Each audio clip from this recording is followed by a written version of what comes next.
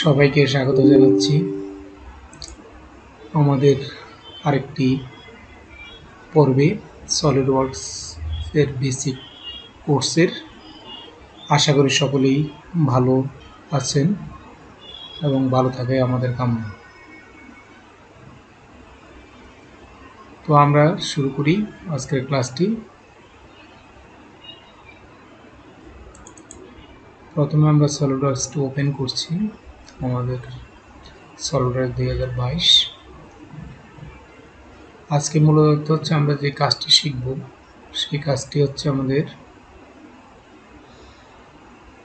আমরা একটু দেখাই যে কাজটি আজকে করাবো সেই কাজটি একটু দেখে তাহলে বুঝতে পারবো। আমরা এই ড্রয়িংটি করব, এই ড্রয়িংটির মাধ্যমে আমরা সহজেই রিভলভিংয়ের কাজটি শিখব, কীভাবে রিভলভিং করা হয়। তাহলে আমাদের এখানে যে ডাইমেনশনগুলো দেওয়া আছে সেগুলো আমরা একটু নোট করে নিব। প্রথম হচ্ছে আমাদের এর যে ডায়ামিটার আছে, এখানে তিনটি ভিউ, টপ, ফ্রন্ট এবং সাইড ভিউ দেখাচ্ছে। টপ ভিউতে আমরা দুইটা ডাইমেনশন পাবো, এটা হচ্ছে উপরের আর নিচের যে রেডিয়াসটা। এখানে ডায়ামিটার দেওয়া আছে, প্রথমটা ডায়ামিটার হচ্ছে আমাদের 40 আর রেডিয়াস হচ্ছে 20। একইভাবে দ্বিতীয়টি ডায়ামিটার হচ্ছে আমাদের 80 এবং রেডিয়াস হচ্ছে 40, আর হাইট হচ্ছে আমাদের প্রথম যে কলারটি হবে সেটা হচ্ছে 20, পরবর্তী কলারটি সেটা হচ্ছে 50। এই হচ্ছে আমাদের ডাইমেনশন। তাহলে আমরা আমাদের মূল যেই জায়গায় সেটি দেখিয়ে আসি। আমাদের আরেকটি হচ্ছে আমরা মূলত হচ্ছে এরকম একটা শেপ আমরা তৈরি করব, যেটির মধ্যে আমরা সহজেই একটি রিভলভিংয়ের সাহায্যে এই কাজটি করতে পারি।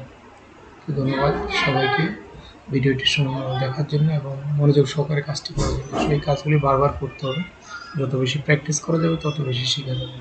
কারণ কাজ শিখতে গেলে অবশ্যই প্র্যাকটিস লাগবে, প্র্যাকটিসের কোনো বিকল্প নেই। কারণ আমরা প্র্যাকটিস করলে ভুল হবে, আবার নতুন করে শিখব, নতুন করে শিখতে শিখতে এক সময় আমরা ওই বিষয়ে এক্সপার্ট হয়ে যাব। আমি যে কাজটি শুরুই না করে তাহলে কোনোভাবে শিখতে পারবো না। চলুন আমরা শুরু করি। ওপেন হয়েছে, এখন আমরা এখান থেকে চলে যাব পার্ট ডিজাইন। এটা আমরা জানি পার্ট ডিজাইন। প্রথমে স্কেচটি সবগুলির ক্ষেত্রে সমান, তো আমরা স্কেচে যাব, স্কেচ থেকে আবার স্কেচে যাব, সেখানে আমরা ফ্রন্ট যে প্লেন আছে সেই প্লেন নিয়ে কাজ করব। ওকে, তাহলে আমরা প্রথম কী করবো, একটা লাইন টানবো। কারণ লাইন টানবো এই জন্যই, যেহেতু আমার রেফারেন্স লাইনের মধ্যে আমরা রিভলভিং করব, তো লাইন টানবো, সেই লাইনটি আমরা এখানে ধরে জাস্ট এইভাবে লাইনটা টানবো। লাইনটা আবার আমাদের ডিসপ্লেসমেন্ট হয়ে গেছে, আমরা আবার লাইনটি টানবো, সোজা লাইন দিতে হবে। এখানে ধরলাম, ধরার পরে সোজা এটাকে নিয়ে জাস্ট এখানে 90 ডিগ্রি যখন হবে, 82, এই যে 90 ডিগ্রি হচ্ছে, তখন আমরা ছেড়ে দেবো। তো হলুদ যে ইয়েটা আসবে তখন ছেড়ে দেবো। এখন আমরা জাস্ট এসছি, আমরা টিপ দিলাম। এখন আমরা যেটা করব সেটা হচ্ছে যে ড্রয়িংটা আমরা একটু দেখি, এটি আমরা করবো, এটির হচ্ছে অর্ধেক আমরা সিমেট্রিক বানাবো। সিমেট্রিক আমরা জানি যে এখানে যখন আমরা কাটি দিব তখন এইদিকে যে পার্টটি থাকবে সেই পার্টটি আঁকবো, অর্থাৎ এটাকে যেভাবে কাটি উপরে যে পার্টটি শুধু ওই পার্টটি আঁকলেই হবে। ক্লিয়ার? তাহলে আমরা উপরের পার্টটি শুধু আঁকবো আর নিচেরটি আঁকবো।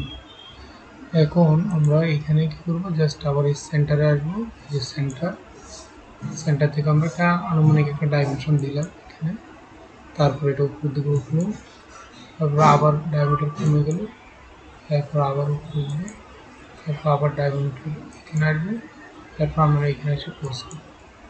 এই হচ্ছে আমার জাস্ট একটি অংশ অঙ্কন করলাম। ঠিক আছে, এখন আমরা ডাইমেনশনটা দিব। ডাইমেনশন আমরা লিখে দিব যে আমাদের কত আছে। আমাদের এখানে আছে রেডিয়াস হচ্ছে 40, আমরা প্রথমে 40 দিব। এটি ডাইমেনশন হচ্ছে আমাদের 40 রেডিয়াস আমরা দিলাম। তারপরেরটি হচ্ছে আমাদের হাইট, এটা আমরা আবার দেখে নেব।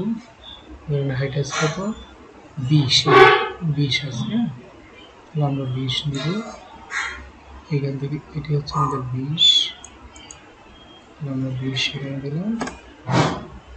তারপরে হচ্ছে আমাদের পরবর্তী হাইট হচ্ছে আমাদের কত, 50। এই যে পরবর্তী হাইট হচ্ছে আমাদের 50, এই পরবর্তী হাইট আমরা দিব এখান থেকে। করলে আমরা 50 দেব, এন্টার দেব 50। তারপর আমরা দেখি আবার, আর উপরে আছে আমাদের কত ডায়ামিটার হচ্ছে, রেডিয়াস হচ্ছে 20 আর ডায়া হচ্ছে কত 40, তাহলে আমরা 20 দিব রেডিয়াস। রেডিয়াস কত আমরা 20 দিব। ওকে, এখন আমরা এটা যদি রিভলভ করি সেক্ষেত্রে আমরা কী করবো, আমাদের ড্রয়িংয়ের কাজ শেষ, আমরা আবার মাপটি চেক করে নেব যে আমাদের রেডিয়াস 40, তো রেডিয়াস 20 আর এখানে হাইট হচ্ছে 20 আর হাইট হচ্ছে 50। ওকে, তাহলে আমরা এই যে 40, 20, 50, 20, তাহলে আমাদের এটা সিলেকশন হয়ে গেলো। এখন আমরা যখন পিছনে যাই, যদি এক্সট্রুড কাট এর পাশে আছে কি রিভলভ, বস আর বেস, তাহলে আমরা বস আর বেস আমরা একই আমরা রিভলভ করবো। এখন আমরা রিভলভ করবো আর লাইন বরাবর। এখন আমরা একটু জাস্ট এই লাইনটাকে আমরা কনস্ট্রাকশন লাইন করে দেব, তাহলে এটা আমরা সহজেই করতে পারবো। ওকে, কনস্ট্রাকশন লাইন করে অ্যাপ্লাই। এখন আমরা যাব রিভলভিং, এই যে রিভলভিং আমার লাইন, আগে যে লাইনটা ছিল সেটা ছিল সলিড লাইন, কিন্তু এটাকে আমি যখন কনস্ট্রাকশন লাইন করব বা ডটেড লাইন করব তখন আমার রিভলভ হয়ে যাবে। ওকে, এখন আমাদের রিভলভ হয়ে যাবে। তাহলে এটি হচ্ছে আমাদের মূল কাজ। তাহলে এটা আমরা সহজে এখান থেকে আমরা কালার করতে পারি, ইচ্ছে করলে যে কোনো কালার আমরা শো করতে পারবো। এই যে একটা কালার দিলাম, বলে আমার এই কালার হচ্ছে না, তাহলে আমি আর একটা কালার দিব, যে কোনো কালার আমরা ইচ্ছে করে দিতে পারি। ওকে,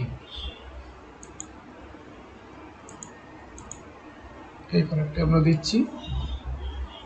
তাহলে এইভাবে আমরা সহজেই কী করতে পারি, কাজটি করতে পারি রিভলভিং বসের মাধ্যমে। তাহলে আমরা এর আগের ক্লাসটি শিখছিল এক্সট্রুড, তারপর আমরা শিখছি হচ্ছে, ওকে দিয়ে দিই, তার আগে হচ্ছে আমরা এক্সট্রুড এবং কাট এক্সট্রুড করছি। এক্সট্রুড মানে বৃদ্ধি করা, আর এক্সট্রুড কাট হচ্ছে আমরা মেটেরিয়ালসটাকে ওই নির্দিষ্ট জায়গা থেকে ফেলে দেওয়া। আর রিভলভ হচ্ছে আমরা জিনিসটাকে কীভাবে একটা পার্ট অঙ্কন করে সেটার অপোজিট পার্টটা আমরা সহজে রিভলভিংয়ের মাধ্যমে করতে পারবো। এক্ষেত্রে মনে রাখতে হবে আমাদের এটা একটা সিমেট্রিক বস্তু, অর্থাৎ এটাকে যদি সেকশন করা হয় তাহলে এইদিকে যে জিনিস থাকবে বাম পাশে একই জিনিস থাকবে, কিন্তু যদি এইভাবে কাটা হয় তাহলে এটা আনসিমেট্রিক। তাহলে আমরা সিমেট্রিক সাইডে কী করবো, এটাকে রিভলভ করতে। রিভলভ করতে হলে আমাদের একটা রেফারেন্স লাগবে, যেটা আমরা ডটেড লাইন হিসাবে একটা রেফারেন্স লাইন দিয়েছি। উইদাউট রেফারেন্স লাইন আমরা কাজটি করতে পারবো না। তো সবাইকে ধন্যবাদ, আমাদের ভিডিওটি দেখবেন এবং শেয়ার করবেন এবং আমাদের চ্যানেলটিকে সবাই সাবস্ক্রাইব করার জন্য অনুরোধ করা। ধন্যবাদ সকলকে।